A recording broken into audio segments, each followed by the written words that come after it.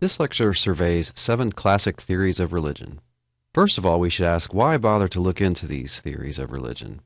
One answer is that they provide an established scholarly vocabulary for looking into religions. Not only a common shared set of words, but a common and shared set of concepts.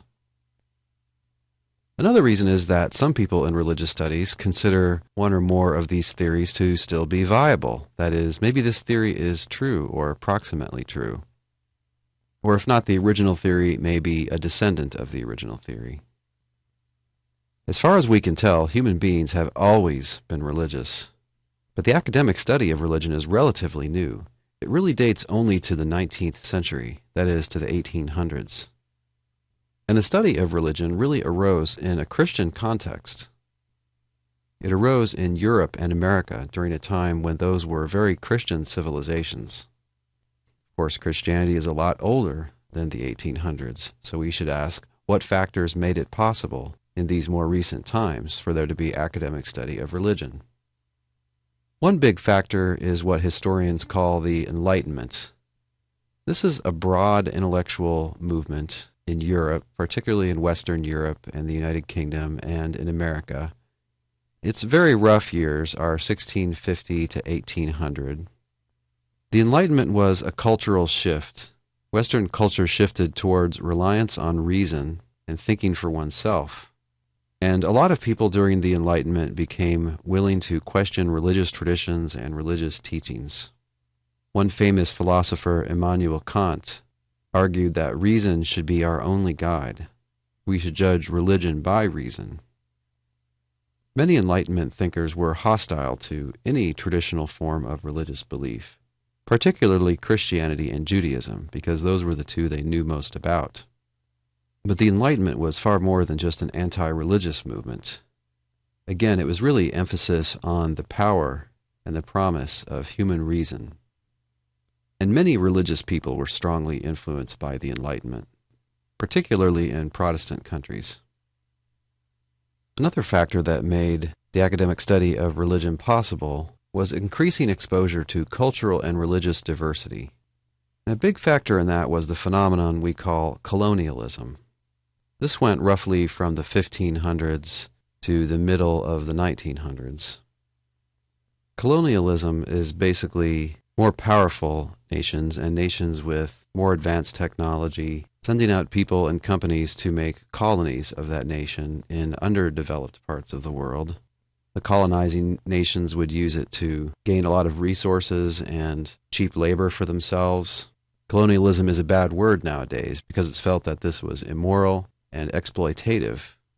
In any case, colonizing nations like England, Portugal, Spain, France, the Netherlands, Germany, those nations in their colonizing gained vast amounts of knowledge about the culture and beliefs of the peoples that they ruled over. An example of this we've already seen is the British in India.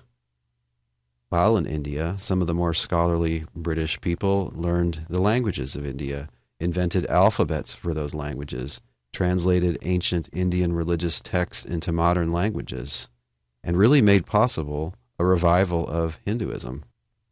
People who were exposed to this new knowledge had two different kind of reactions to it.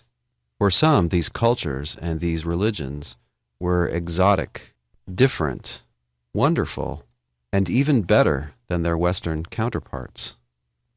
On the other end, some people had the reaction that these cultures and religions were primitive, backwards, in other words, outdated, ignorant, and idolatrous, understood in the Christian sense, where this is a sin. People with the first sort of reaction began to question Christian superiority, originality, and uniqueness. Maybe Christianity is just one religion among many.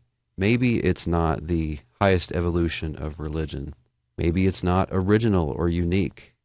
Of course, in Christian civilization, Christianity had long been assumed to be all of those things. They were really questioning the unique position of Christianity within European and American culture. Another thing that happened in the 19th century was the development of some new academic disciplines. These included so-called critical study of the Bible. These are scholars who applied ordinary historical methods to understanding the books of the Bible. They analyzed its language, they investigated its history, they tried to find out if and how it might have been changed or the ideas in the Bible had developed over time. And there were a number of controversial results of this type of scholarship, particularly in Germany and America and the United Kingdom.